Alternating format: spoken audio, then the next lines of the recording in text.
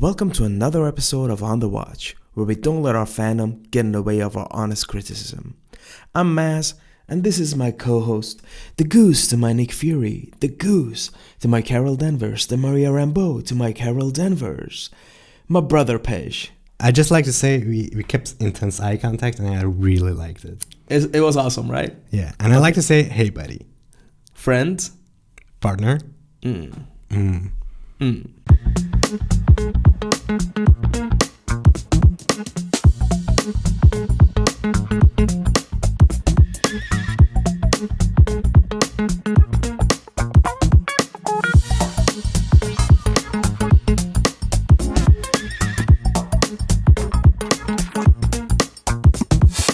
Hi guys, welcome to our spoiler review of Captain Marvel. If you haven't watched the movie, go back and watch our last video where we discussed Captain Marvel without any spoilers. Okay, Paige, the movie started with a really sweet tribute. That's Stanley tribute. Honestly, it got me the feels before I even started watching. It made me smile. It made me smile. It made me tear up a little bit. It was very sweet. It's really hard to imagine now that one dude came up with most of these characters. Yeah, that was great. That was beautiful. I really liked it. Let's talk about the de-aging tech. It's insane, right? I It like to see a making impossible of. for me to just look at the screen without realizing this is Sam Jackson, but he looks 30 years younger. Yeah. And on Sam Jackson, it didn't really show. I just think that all the money went to Sam Jackson because at the end of the movie, at the end of the movie, you have some bad CGI going on. I think you do all the time and money. But I think that could have made or break the movie. Yeah, and it definitely added so much. Yeah, absolutely did. I mean, old man running Sam Jackson still is a thing. But still, it blew my mind. The agent tech blew my mind. Okay. You said the beginning of a movie didn't work for you. It didn't work for me as well. Okay. And I'm gonna tell you why. Not only it was badly written and it was rushed. It was very rushed. But also, I think as I was watching the movie, I started comparing it to movies that have done a better job at that. Okay. And I'm Guardians come to mind.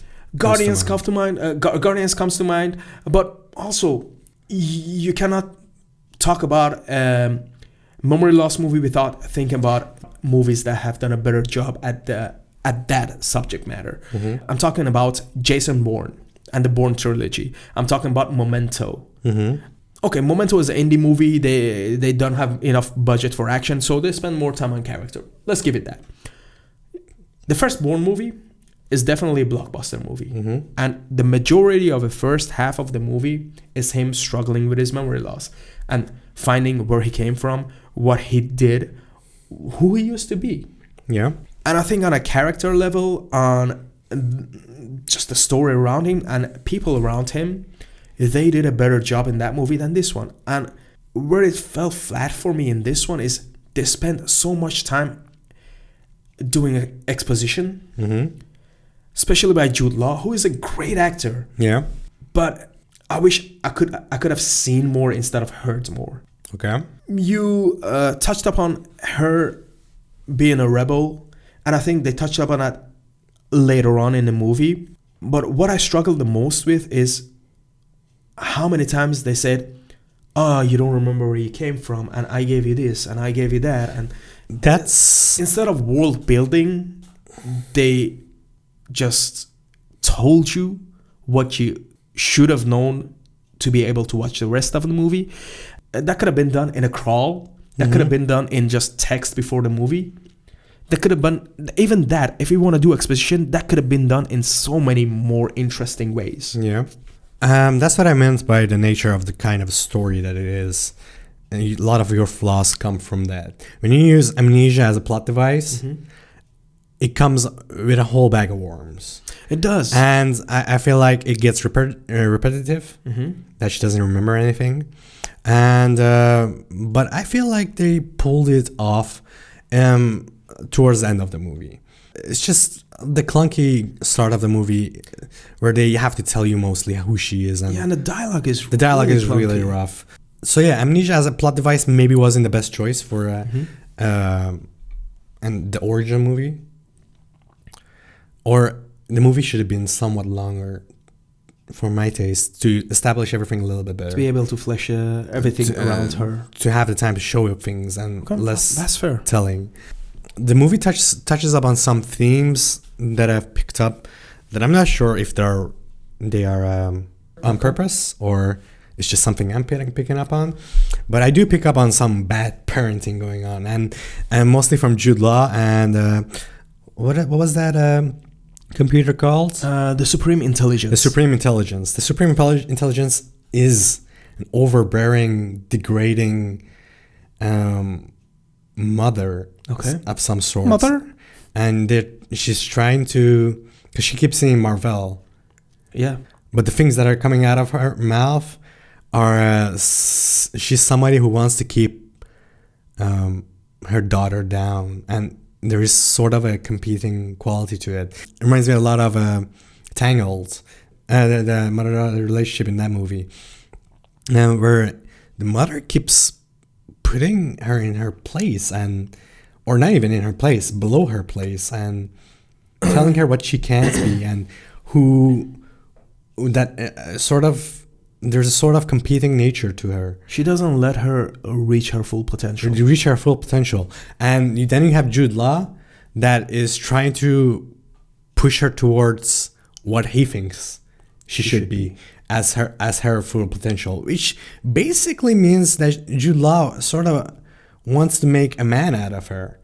You're not supposed to emote because these are the stereotypes. We're less emotional, and I think that was really front and center. So I do think that was put in there on purpose.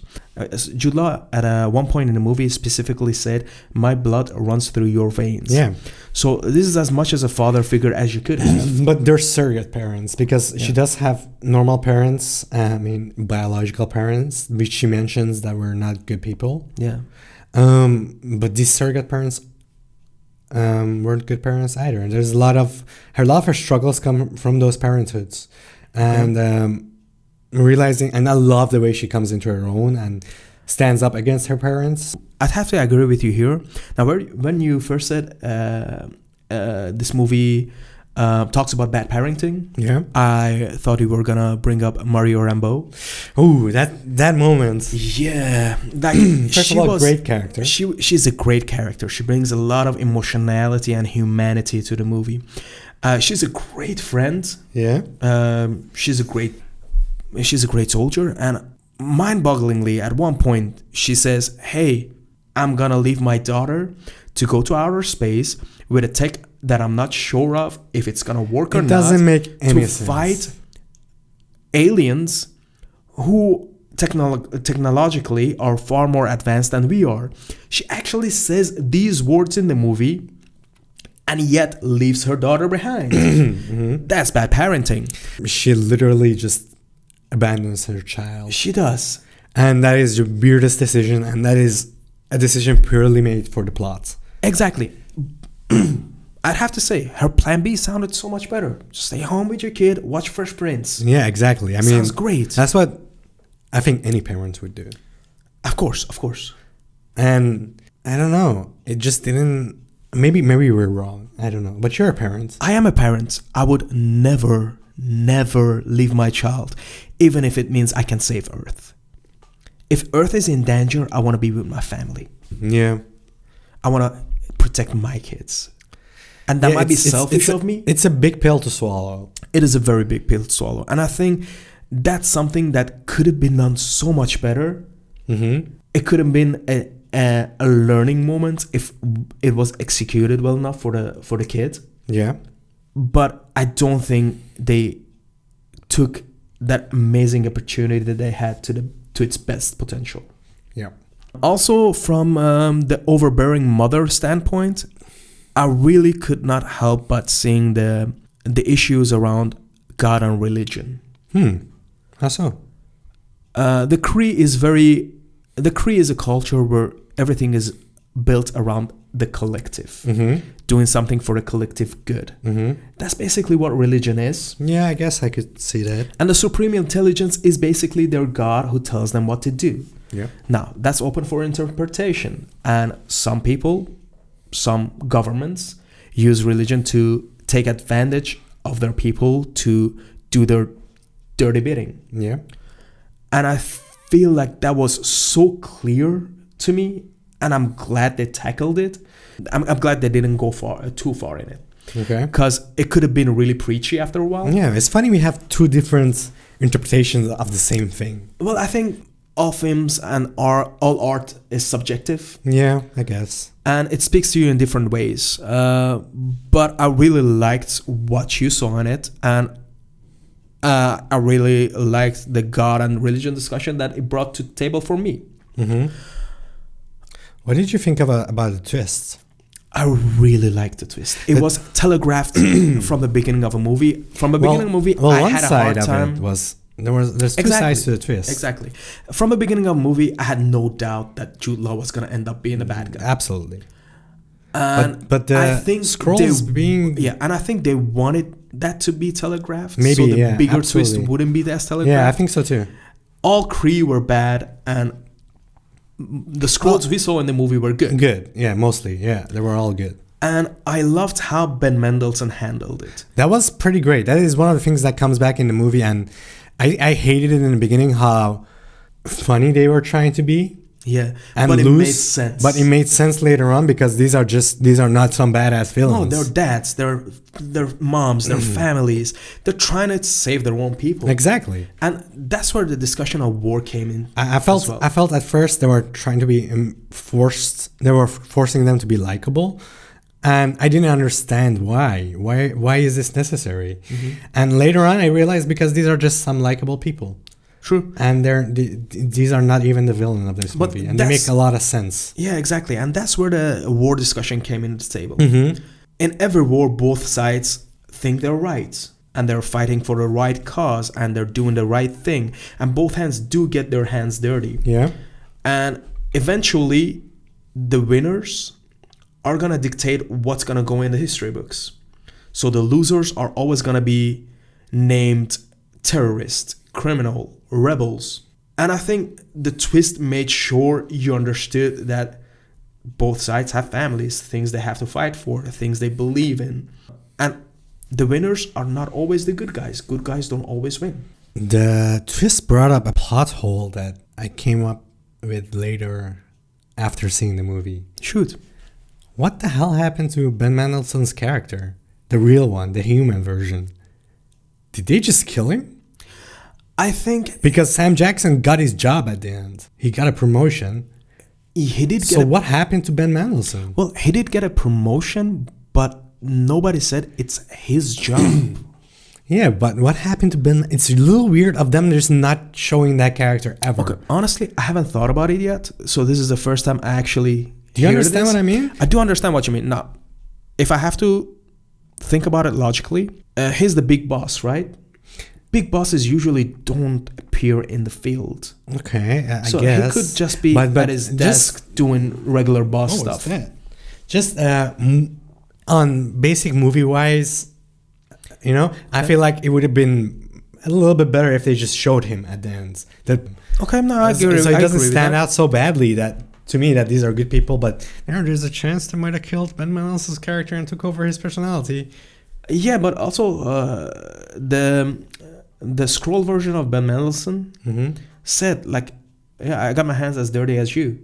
Yeah, well, still. So and I don't think they killed off Sam Jackson's boss because somebody had to give him this promotion. Yeah. I just think the movie forgot about him. It did forget about him. And it doesn't justify it. Mm-hmm. But I don't think it's that as big of a plot hole as it would be. It's not a big plot hole, I guess. But I it's just don't think something, it's a big plot hole. It's just something that bothered me. Okay. Nick Fury losing his eye.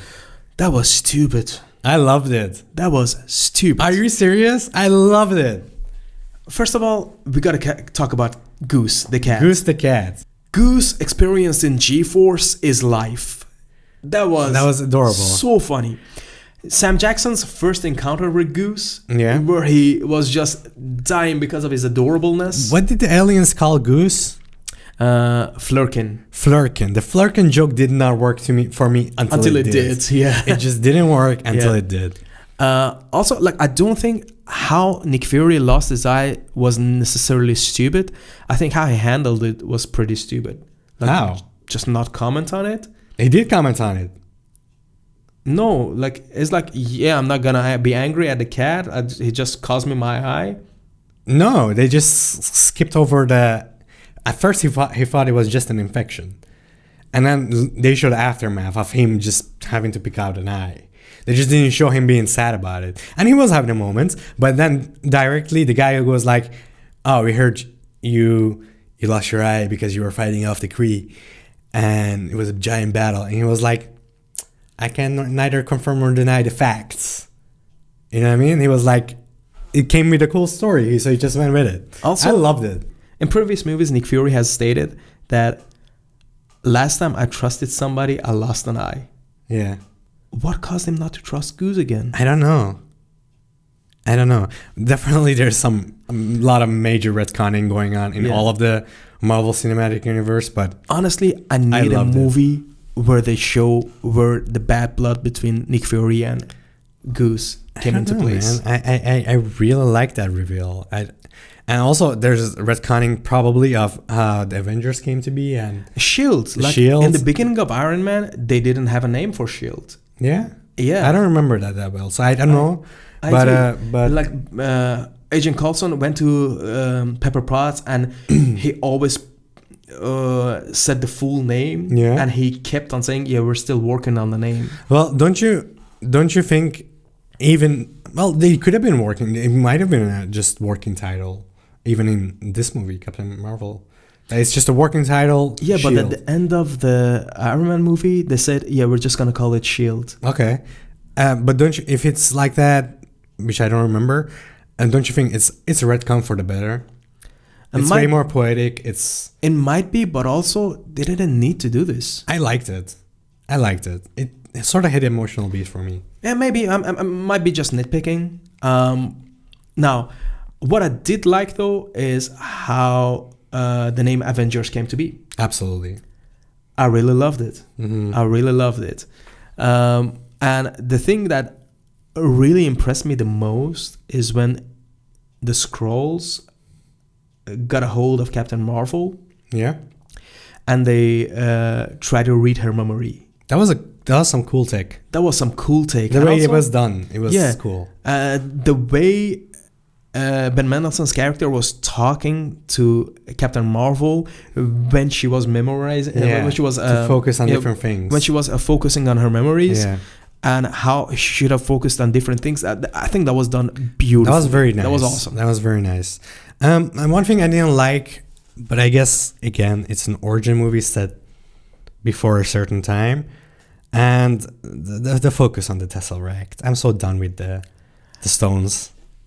Okay, because that was going to be the next point I was talking about. Yeah. I really loved how they used the Tesseract. Really? Yeah. Ah, man. I guess it's the best use of the Tesseract, for sure. It is. For sure. It's just as an energy force to keep a certain race alive, right? Yeah. That was it, right? I do get your point of this is a third movie where Tesseract is basically the main weapon. Yeah, it's the MacGuffin. It is the MacGuffin, but I do think they used it well enough for me to forgive that. Man, Maria Rambeau, her speech, the first one, about her friendship, emotional, with Carol Danvers, really broke my heart.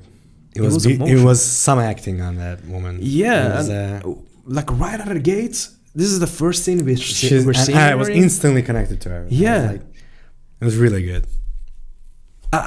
She should have her own movie too. I think most of the characters can pulled off whatever they were doing. What did you think about how Carol Danvers got her powers initially from the engine? I don't know what to think yet. Because it could be something that comes into play later. Okay. That she was special. Mm-hmm. Or it could be really weird that why didn't the engine kill her? Well, there are a lot of things like that in the Marvel universe. I guess.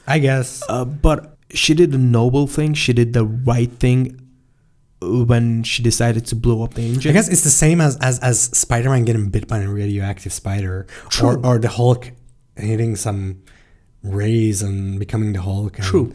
Now, what I meant by the question was, like, the power of the engine came from the Tesseract, right? Yeah. Do you think she is now an Infinity Stone? I don't think she is an Infinity Stone. I don't think she has the power of an Infinity Stone. Okay. So you think that's gonna be... Yeah, she's very strong. Okay. I thought when you asked me that question, I thought when she the second time when she discovers that they were holding back her power. Okay. I thought you had a problem with that scene or something. No, I didn't have a problem with that scene. I think actually that was executed really well. Yeah, me too. I don't think the CGI worked at all times. Oh, that was, especially in the third half, it was pretty awful. Yeah, and this movie... You know what didn't work for me? Sorry. Action scenes. Action scenes. What didn't work in this movie for me is action. There was one good action scene. The action scenes were pretty bad. The action scenes were really bad. And which one worked for you? The train action scene. The train one was pretty decent. Because it was a good chase scene. I think... I'm kind of bummed that the Skrulls didn't use their power of shapeshifting enough. Yeah. I think you could have had some real fun with that in this movie. They had some fun. I just think the action wasn't shot particularly well or exciting. It was slow. It was weird. Very slow and lazy to me. And part of it is when Captain Marvel got her full powers and she executed, let's say, an action. Yeah.